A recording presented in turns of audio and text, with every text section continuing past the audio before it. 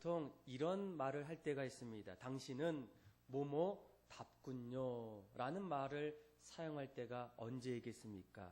아마 학생은 학생답게 열심히 공부할 때, 또 군인은 군인답게 나라를 잘 지키고 있을 때, 또 정치가는 정치인답게 나라를 잘 이끌어갈 때 우리는 당신은 뭐뭐답군요 이런 말을 사용합니다. 더욱이 누구나 자신의 처해 있는 상황에서 최선을 다했을 때 칭찬의 말로 뭐뭐답군요 라는 말을 사용합니다. 반대로 당신은 뭐뭐답지 않군요 라고 사용할 때가 언제이겠습니까? 학생이 만약 공부하지 않을 때, 또 운동선수가 운동보다도 다른 곳에 관심을 갖고 있을 때 우리는 뭐뭐답지 않군요 라는 말을 사용하게 됩니다. 그렇다면 저는 이곳에 있는 모든 분들에게 똑같은 질문을 던지기를 원합니다. 2016년도 어느덧 한 해를 마치게 됩니다. 지금까지 여러분들은 어떻게 지내고 계셨습니까? 가정에서 부모로서, 자녀로서, 직장에서 상사로서, 또 삶의 일터에서 보냈을 때에 여러분들의 모든 자리에 여러분들은 여러분들답게 보내셨습니까? 아니면 여러분들답지 못하게 그동안 보내오셨습니까? 그러면서 우리가 한 가지 또 물을 수 있는 질문은 우리가 우리의 신앙을 돌아봤을 때, 또 내가 섬기는 교회를 봤을 때 교회가 한 해 동안 교회다웠는지, 또 성도가 한 해 동안 성도다웠는지를 돌아보기를 원합니다. 여러분, 정말로 신앙인들이 신앙인답게 생활하는 모습은 어떤 모습이겠습니까? 하나님이 세우신 교회가 정말로 교회다운 교회의 모습은 어떻습니까? 다시 말하면 이 질문은 하나님께서 기뻐하시는 교회는 어떤 교회일까?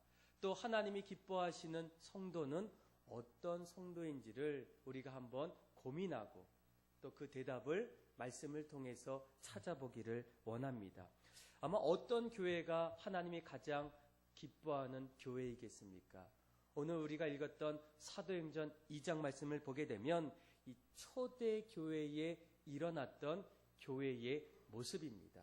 그런데 왜 우리가 교회다운 교회를 찾기 위해서 성경을 보고 초대 교회의 모습을 보기를 원하는가? 왜냐하면 이 초대 교회야말로 하나님이 처음으로 세우신 교회의 원형이기 때문입니다. 그 전까지는 교회라는 어떤 모습이 없었습니다. 그런데 예수님께서 이 땅에 오셔서 교회를 세우셨고 그 교회의 모습을 통해서 오늘날의 교회를 기대하시고 또 이런 교회가 되기를 간절히 원하고 있기 때문입니다.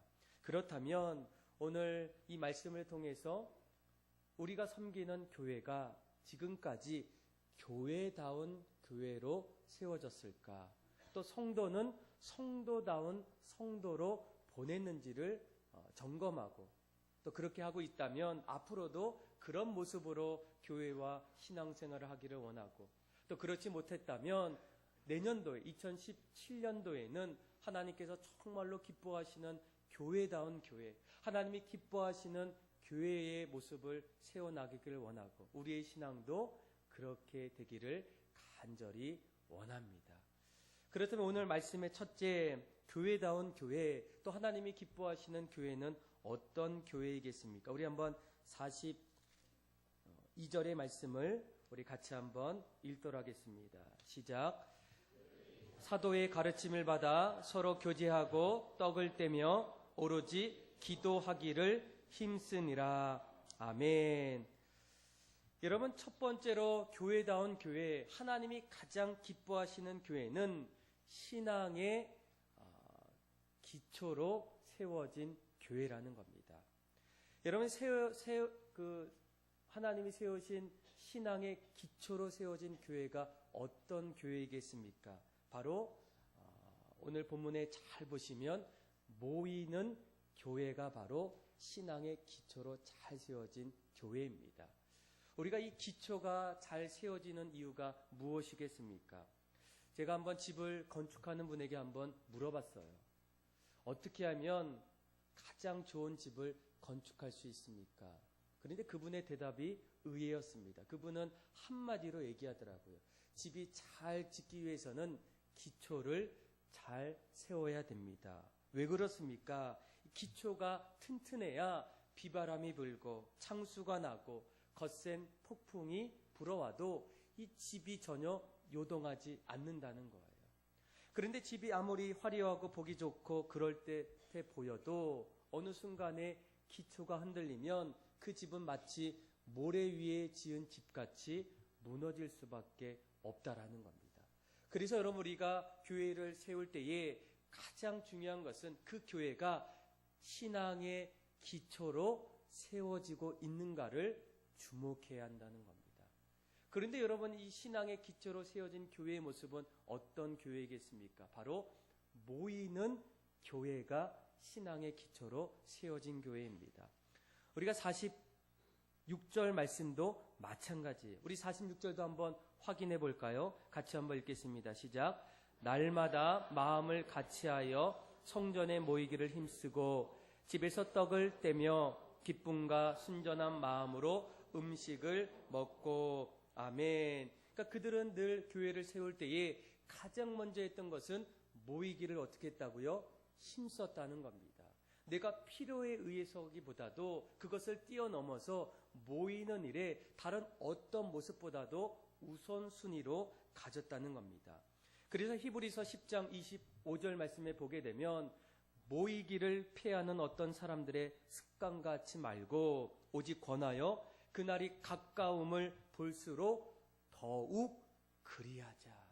주님이 오시는 그날까지 우리가 힘써서 더욱 모이는 일에 어떻게 하자고요? 힘쓰자는 겁니다. 여러분, 우리가 이 교회라는 말은 원어로 보니까 에클레시아라는 그런 뜻입니다. 그런데 이 에클레시아는 무엇입니까? 불러서 모이다라는 거예요. 하나님께서 택하신 백성들을 불러 이곳 가운데에 모이는 그 자리가 바로 교회라는 겁니다. 그래서 저는 한때 한국교회가 엄청 부흥하는 그때를 보게 되면 여러 가지 요소 가운데에 가장 표면적으로 드러나는 것이 바로 교인들이 모였다는 거예요. 70년대, 80년대, 90년대 기억나십니까? 주일이 되면 새벽부터 교회에 사람들이 모이게 됩니다. 그리고 주일 오전, 그리고 점심 먹고 오후에도 교회 하는 사람들로 가득 넘쳤어요. 그리고 집에 가는 것이 아니라 또 집에 갔다가 저녁이 되면 어떻습니까? 다시 교회로 모이게 됩니다. 저는 그것을 보고 참 놀랐어요. 이분들이 일상의 생활을 하다가 주일이 되면 쉬었으면 좋겠는데 새벽부터 나와서 저녁 늦게까지. 그렇지만 한 가지 중요한 것은 그들의 모습 속에는 피곤한 모습보다도 오히려 그곳에서 느끼고 맛보는 기쁨이 더 가득했다는 겁니다. 그래서 여러분, 이 교회가 부흥하는 교회, 또 하나님이 가장 기뻐하시는 교회는 일단 모여야 한다는 거예요. 어떻게든 성도들이 모이기를 힘쓴다는 겁니다. 저는 요즘에 일어나는 시대의 변화 속에서 우리들의 일상을 돌아보면 많은 사람들이 점점 모이기를 어려워해요. 각자의 약속, 해야 될 일들, 또 세상의 어떤 변화 속에서 경쟁 시대에서 살아남기 위해서 이제는 더 이상 모이는 것보다도 모이기를 피하는 어떤 사람들처럼 그렇게 행하는 모습들이 너무나 많다는 겁니다. 그런데 하나님이 기뻐하시는 교회는 모이는 교회예요. 그래서 사람들이 어떻게든 불러 모으는 것이 교회라는 사실을 잊어서는 안 된다는 겁니다. 그런데 여러분, 여기서 더 중요한 것이 있어요. 모이는 것보다 더 중요한 것은 모일 때에 모여서 도대체 무엇을 하는가가 더 중요하다는 겁니다. 우리가 방금 읽었던 42절 말씀에 보게 되면 그들이 모일 때마다 했던 네 가지의 모습이 있어요. 그렇죠? 잘 보시면 네 가지의 모습이 있는데 42절의 첫 번째 어떤 모습이 있습니까? 그들이 사도의 어떤 가르침을 받았다는 거예요. 그들은 날마다 하나님의 말씀을 듣고 공부하고 묵상하고 연구하기를 사모했다는 겁니다. 그러니까 예배 안에서만 뿐만 아니라 어떤 모임 속에서도 날마다 말씀이 중심이 됐어요. 그래서 말씀을 보고 나누고 함께 기도하는 그런 일들이 모이는 그 자리에 있었다는 겁니다. 그것이 바로 복음을 함께 나누는 그런 은혜가 아니겠습니까? 그리고 또 한 가지가 있어요. 사도의 가르침을 받고 또 한 가지 뭐가 있습니까? 서로 교제하는 일이 일어납니다. 여러분, 우리가 주로 믿음의 성도들에게 교제는 두 가지예요. 하나님과 나와의 수직적인 교제가 있습니다. 그리고 사람과 사람이 함께하는 교제가 있어요. 그래서 이 초대교회는 늘 사랑의 교제가 넘치는 일들이 일어납니다. 그리고 또 한 가지가 뭡니까? 세 번째 보게 되면 그들이 떡을 어떻게 했다고요? 떼었다는 겁니다. 여러분, 그 당시에 떡을 떼었던 그 모습에는 날마다 성찬식이 있었다는 거예요. 오늘날에는 우리가 성찬 예식이 한 달에 한 번, 또 어느 교회는 1년에 한두 번 이렇게 있지만 초대 교회에서는 날마다 예배 속에서 성찬식을 했어요. 주님의 몸과 주님의 살을 기억하면서 주님이 흘리신 피를 포도주를 통해서 상징하고 기념하면서 그들은 날마다 예배의 자리로 돌아왔다는 겁니다. 그래서 이 초대교회에 그들이 모였을 때마다 무엇이 있습니까? 예배가 있다는 거예요. 주님을 바라보는 찬송이 있고 경배하는 그들의 사모하는 모습이 있다는 겁니다. 그리고 또 한 가지 42절 마지막 후반절에 또 뭐가 있습니까? 오로지 기도하기를 힘썼다는 거예요. 오늘날로 말하면 열심히 기도했다는 겁니다. 여러분, 하나님이 우리에게 주신 한 가지 특권이 무엇입니까? 세상 사람들과 다른 한 가지가 있다면 그것은 기도라는 거예요. 기도를 들으시는 하나님께서 우리의 기도를 듣기를 원하고 그 기도에 응답하기를 간절히 원하고 있다는 겁니다. 그래서 여러분, 모이는 것이 너무나 중요한데 모일 때에 더 중요한 것은 도대체 모여서 무엇을 하는가? 우리가 1월부터 12월 달까지 함께 모였습니다. 선교회로 모이고 목장으로 모이고 예배의 자리로 모이고 또 어떤 여러 가지 팀으로 인해서 모였어요. 그런데 그 안에서 무엇이 있을 때 하나님이 가장 기뻐합니까? 그곳에 기도의 소리가 넘치고 하나님 앞에 예배하는 자리가 있고 말씀을 보고 상고하고 묵상하는 그런 일들이 일어나면서 성도와의 교제가 넘칠 때에 그 자리가 하나님이 기뻐하시는 교회라는 거예요. 저는 여러분들의 모임 속에 그 일들이 일어나는지를 한번 돌아보기를 원해요. 내가 신앙생활을 하고 있을 때, 교회를 섬기고 있을 때 내가 있는 그 자리에 예배의 기쁨이 있고 기도의 기쁨이 있고 또 말씀을 사모하는 그런 마음이 있을 때 그것이 하나님이 원하시고 하나님이 기뻐하시는, 그래서 여러분들의 모든 삶의 자리가 정말로 주님께서 칭찬받고 기뻐하는 그런 신앙생활, 그런 교회가 다 되기를 주님의 이름으로 축복합니다. 초대교회의 모습을 보게 되면 그들은 모이기에 힘썼어요. 그런데 모일 때에 그들은 기도했고 예배를 드렸고 말씀을 들었고 서로 예수님이 우리에게 주셨던 사랑을 함께 실천합니다. 그러면 두 번째 초대교회는 어떤 모습이었을까? 우리 한번 43절의 말씀을 우리 같이 한번 읽겠습니다. 시작. 사람마다 두려워하는데 사도들로 말미암아 기사와 표적이 많이 나타나니 아멘. 여러분, 하나님이 기뻐하시는 교회는 그 교회 안에 진정한 변화가 있습니다. 놀라운 변화가 그 자리에 일어나요. 우리가 읽었던 말씀을 보게 되면 두 가지의 변화가 있어요. 하나는 어떤 변화입니까? 그렇죠? 사도들로 말미암아 기사와 표적이 있는데 첫 번째 변화는 바로 우리가 하나님 앞에서 죄인임을 깨닫는 거예요. 이전에는 내 뜻대로 내 생각대로 살았다면 예수님을 만나고 나서 우리의 모든 삶의 중심에 예수 그리스도께서 계시다는 겁니다. 그래서 내면의 변화가 일어나고 내 삶의 중심이 하나님께로 바꿔지는 거예요. 그리고 또 한 가지 변화는 어떤 변화입니까? 아마 44절, 45절에 나타난 변화예요. 우리 같이 한번 읽어볼까요? 시작. 믿는 사람이 다 함께 있어 또 재산과 소유를 팔아 각 사람의 필요를 따라 나눠주며 아멘. 여러분 어떤 일이 일어납니까? 모든 물건을 서로 나누는 일이에요. 서로 아낌없이 주는 일입니다.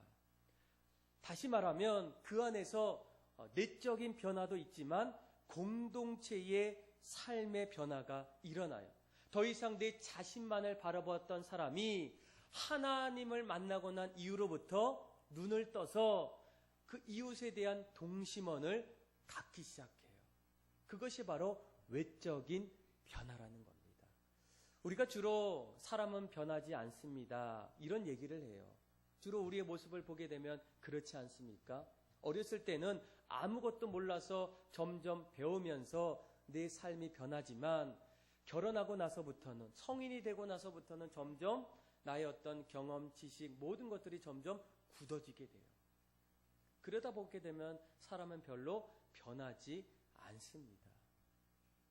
그런데 오늘 본문에 보게 되면 이 사도행전에 나타났던 초대교회에는 기사와 표적이 나타났다는 거예요. 교회 안에 놀라운 변화가 일어났다는 거예요. 사람들이 변하고 도전받고 새로운 소망과 비전을 발견하면서 그들의 인생이 완전히 달라졌다는 겁니다.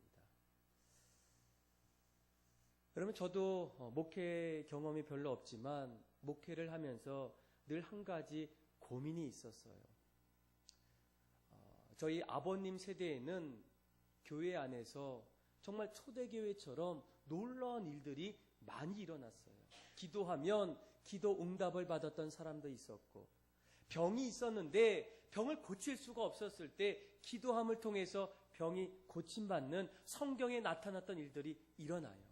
어떤 분들은 더 이상 절망 속에서 희망이 없다라고 얘기했는데 예수 믿고 힘을 얻고 소망을 얻어서 날마다 새로운 인생의 거듭남의 인생을 살아가는 분들의 이야기를 종종 들었어요.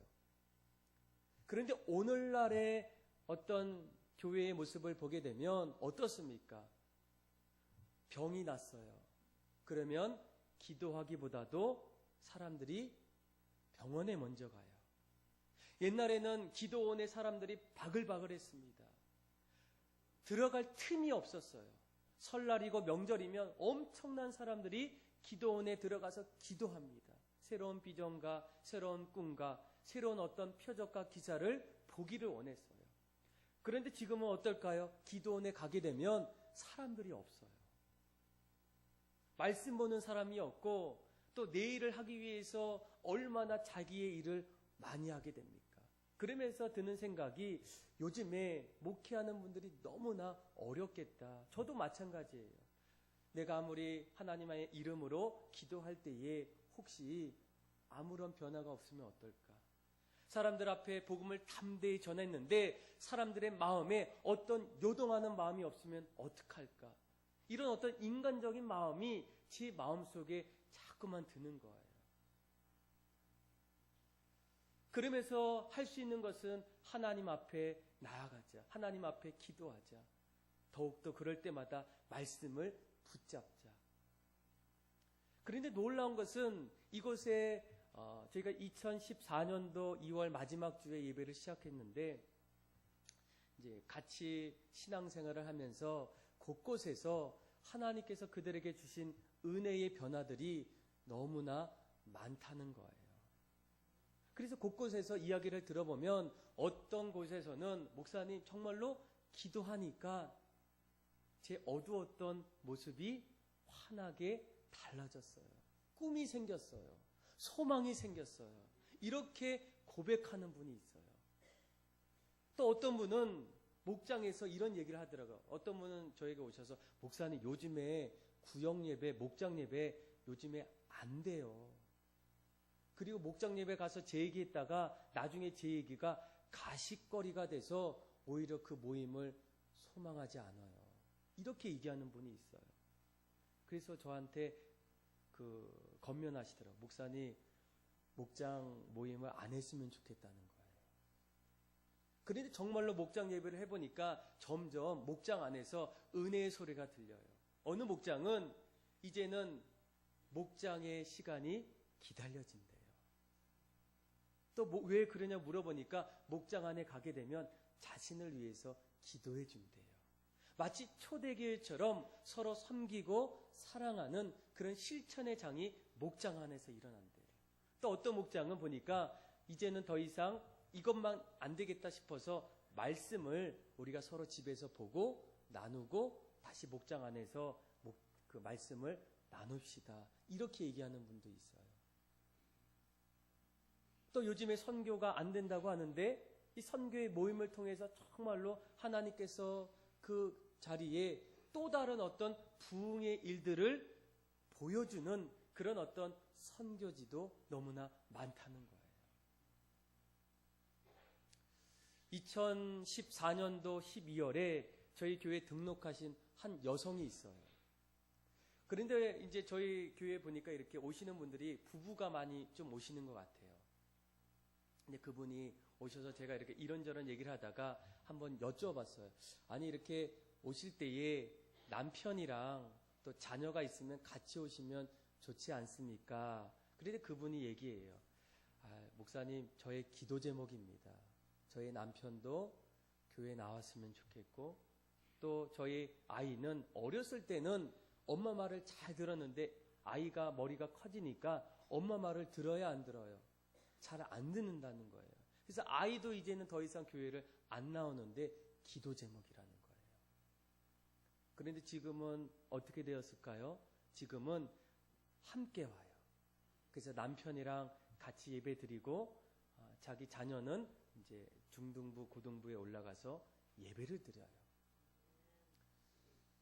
그리고 나서 그 집안에 또 친정 어머니가 다치셨어요. 그래서 그 집사님이 마음이 아프셨겠죠. 그러면서 저한테 이런 얘기예요. 목사님, 이번 기회를 통해서 저희 어머니가 정말로 예수님을 믿었으면 좋겠어요. 그래서 저희가 한번 그 집사님이랑 병문안을 한번 갔어요. 그곳에서 그분과 얘기하고 또 찬양하고 또 기도해주고 또 말씀을 나누면서 다 끝나고 나니까 그분께서 이렇게 눈물을 흘리시더라고요. 그리고 이런 얘기를 해요. 목사님, 이제 정말로 예수님을 한번 믿어보겠습니다. 그러면서 왜 그렇습니까? 이렇게 얘기하니까 제가 어느 날 저의 딸이 정말로 눈물을 흘리면서 저에게 신앙에 대해서 권면했대요. 그런데 그 모습이 잊혀지지가 않는 거예요. 그러면서 제가 이번 기회를 통해서 정말로 다시 교회를 나가기로 마음속에 결정했대요. 저는 이러한 모습을 보면서 한 가지 분명한 것은 무엇이겠습니까? 여러분, 사람은 잘 바뀌지 않습니다. 사람은 변화하기가 그렇게 어려워요. 우리 교회의 비전 중에 하나가 사람을 살리는 교회예요. 이 비전이 얼마나 주님 앞에서 기쁨의 비전이겠습니까? 그런데 사람을 살리는 일이 그렇게 쉬운 일은 아니라는 거예요. 그런데 우리가 그 비전을 붙잡고 이 교회를 세웠고 지금까지 그 마음을 가지고 나아갔을 때에 곳곳에서 사람들이 살아나는 그런 일들이 곳곳에서 일어나게 돼요. 저는 이런 모습을 보면서 하나님이 정말로 이런 모습에 기뻐하시겠구나. 여러분, 초대교회에 그 안에 어떤 일이 일어납니까? 표적과 기사가 일어나요. 표적과 기사는 오늘날로 말하면 사람들이 변하는 그런 모습이 아니겠습니까? 이전에는 내가 내 뜻대로 살았는데 이제는 내가 사는 것이 아니라 내 안에 그리스도가 사셔서 예수로 살고 예수로 죽는 인생이 바로 변화되는 인생이라는 겁니다. 저는 이 교회를 함께 여러분들과 이뤄 나가면서 이 비전을 꼭 잊지 않았으면 좋겠습니다. 우리가 섬기는 교회는 사람을 살리는 교회다. 이 일을 위해서 우리가 날마다 무엇을 하기를 원하십니까? 저는 아무리 생각해봐도 초대교회에 있었던 가장 중요한 기초가 뭡니까? 하나님 앞에 예배하는 거예요. 말씀을 붙잡는 거예요. 그 말씀대로 우리의 삶의 현장에서 살아가는 겁니다. 그리고 이웃에게 사랑을 실천하는 일이에요. 이런 모습이 사람을 살리는 그런 교회로 바꿔가지 않겠습니까? 그것이 바로 하나님이 원하시는 초대교회의 모습이라는 겁니다. 여러분, 이 초대교회에 하나님이 가장 기뻐하시는 모습은 무엇이겠습니까? 첫째, 신앙의 기초로 세워진 교회예요. 늘 모이겠죠? 모여서 무엇을 하는가가 더 중요합니다. 둘째, 하나님이 기뻐하시는 교회는 진정한 변화가 있는 교회예요. 그러면 마지막 세 번째는 어떤 교회가 하나님이 가장 기뻐하는 교회일까요? 우리 한번 47절의 말씀을 우리 같이 한번 읽어보도록 하겠습니다. 읽겠습니다.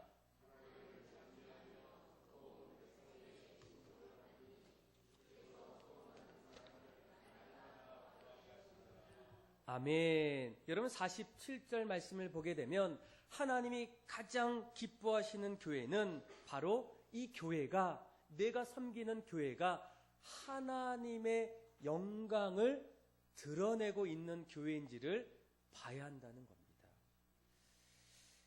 여러분, 우리가 하나님 앞에 영광을 돌리는 것은 성도의 의무입니다. 그리고 특권이에요. 내가 하고 싶어서 하나님 앞에 영광을 돌리는 것이 아니라 일단 내가 하나님 앞에서 백성이 되었다면 우리 모두는 당연히 하나님의 영광을 드러내는 삶을 살아야 합니다.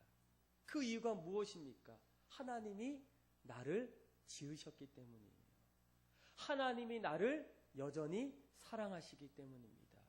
하나님이 여전히 나의 모든 길을 예비해 주시고 나와 함께 하기를 원하신다는 거예요. 더 중요한 것은 나를 통해서 하나님의 특별한 계획을 갖고 있다는 거예요. 그래서 내 모습 속에 하나님의 영광이 있는지를 돌아봐야 합니다.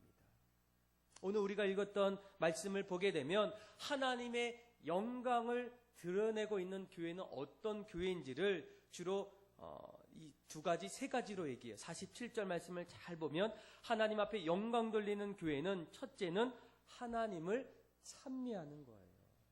다시 말하면 하나님을 날마다 예배하는 겁니다. 내가 무엇을 하든 그래서 너희는 먼저 그의 나라와 그의 의를 구하라. 나의 모든 삶 속에 나의 모든 중심에 하나님이 계셔서 내가 어떤 일을 할 때마다 그 안에서 내가 하나님의 나라를 위해서 하고 있다면 그것이 바로 하나님의 영광이 되는 거예요.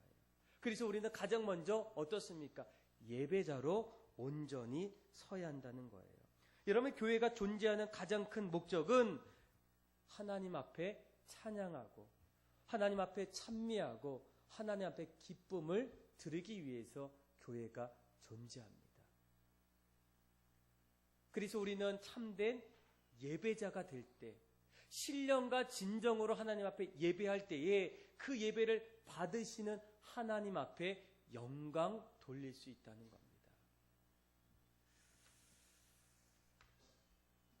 여러분, 어떤 분들이 정말로 오늘날에 예배할 때에 어떤 축복이 있어요. 우리가 예배를 하게 되면 하나님 앞에 온전한 예배를 드리는 사람에게는 어떤 일이 일어납니까? 우리 안에 어떤 숨겨진 죄악들이 점점 드러나게 돼요. 그리고 강력한 어떤 거룩한 부담감이 내 안에 찾아오게 됩니다. 그러면서 하나님을 더욱더 찾게 돼요. 하나님을 더 의지하게 됩니다. 내가 죄인이었기 때문에, 내가 연약하기 때문에, 내가 부족하기 때문에, 내가 아무것도 할 수 없다는 것을 인정하기 때문에 더욱더 하나님을 바라보게 돼요. 그래서 예배가 중요합니다. 그런데 언젠가부터 우리 안에 어떤 예배자의 모습을 점점 잃어가는 것 같아요. 어떤 분들은 예배를 드릴 때마다 예배에 임하시는 하나님의 임재보다도 오늘은 누가 왔을까? 오늘 점심은 무엇일까? 오늘은 뭐 교회에 특별한 일은 없을까? 이런 관심이 네 안에 더 많이 있다는 거예요. 그런데 이 부분에 대해서 로이드 존슨 목사님은 자신이 썼던 이 부흥이라는 책에 이렇게 얘기해요. 이런 사람들은 예배나 종교는 생명력이 전혀 없다라는 거예요. 그들은 그것에서 아무것도 결국 기대할 수 없다라는 겁니다. 온전한 예배자는 오직 내 마음속에 하나님을 바라봐요. 그리고 하나님을 찬양합니다. 나를 여전히 사랑하셨고 이 땅에서 여전히 나와 함께 하시는 그 하나님 앞에서 나를 위해 독생자 예수님을 바라보고 그분 앞에 경배하고 그분 앞에 찬양하고 입술과 마음과 온몸을 다해서 찬양하는 것, 그것이 바로 하나님을 영광 돌리는 그런 일입니다.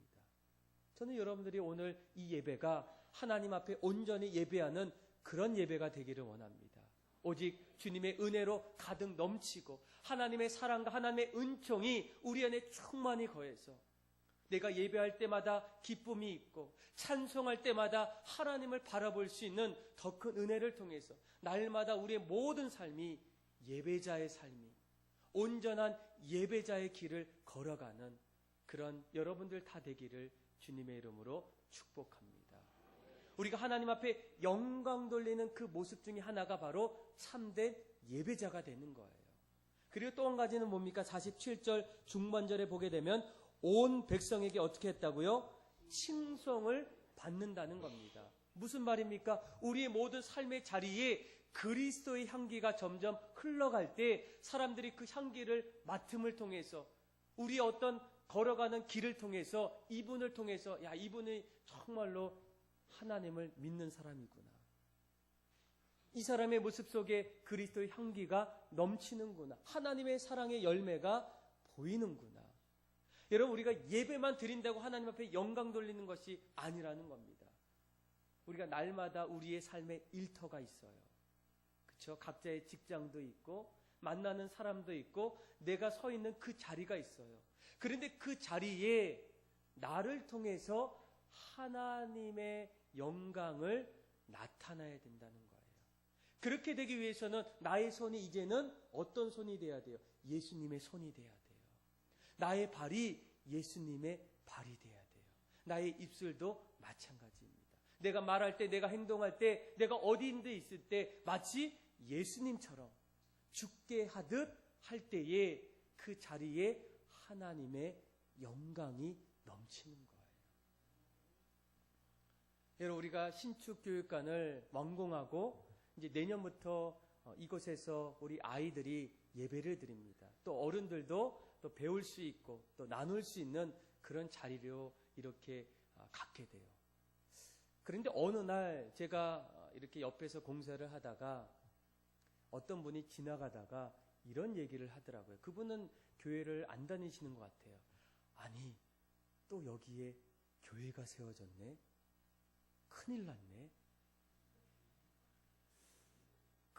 그분의 고백은 오늘날의 교회가 이 땅에서 어떤 선한 영향력을 주지 못하는 어떤 마음을 갖고 있는 것 같아요. 또 교회가 어떻습니까? 정말로 이 땅에 필요하지 않는 것 같은 그런 어떤 마음으로 이야기한 것 같아요. 그러면서 저는 계속 열심히 일을 했어요. 아무 얘기도 못하고. 그러면서 그 얘기가 자꾸만 제 머릿속에 들려옵니다. 여러분, 우리가 정말로 하나님의 영광이 되는 것은 하나님이 세워진 이 교회가 세상의 빛과 소금의 역할을 감당하기 위해서 세우셨다는 거예요. 교회 없이는 이 땅의 어둠의 모든 것을 이길 수 있는 그런 어떤 요소가 없다라는 겁니다.